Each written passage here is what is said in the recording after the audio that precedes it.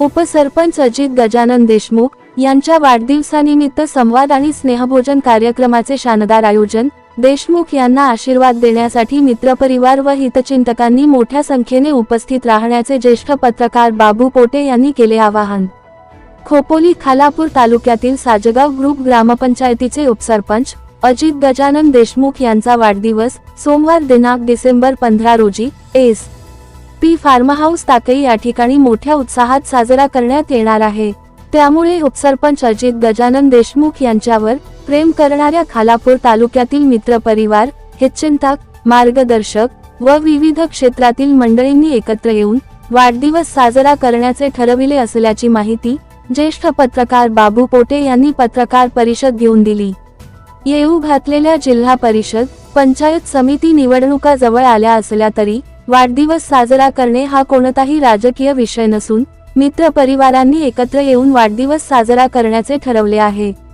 तरी उपसरपंच अजित देशमुख यांच्या वाढदिवसाला सर्वांनी मोठ्या संख्येने उपस्थित राहण्याचे आवाहन पत्रकार बाबू पोटे यांनी केले आहे।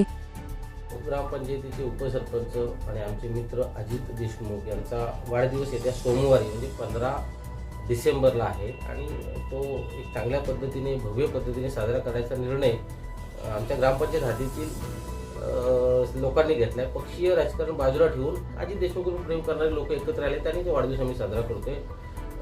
खोपोलीचे माजी नगराध्यक्ष डॉक्टर सुनील पाटील यांचा एस.पी. फार्महाऊस आहे आमच्या सासगाव आणि सारसन रोडला टाकई हद्दीमध्ये। त्या ठिकाणी संध्याकाळी 7 वाजता हा कार्यक्रम होतोय आणि माझं सगळ्यांना आवाहन आहे की आमच्या सगळ्यांच्या वतीने आवाहन आहे खरं तर की जे अजितदादांवर प्रेम करतात त्या सगळ्यांनी या कार्यक्रमाला मोठ्या संख्येने उपस्थित राहावं।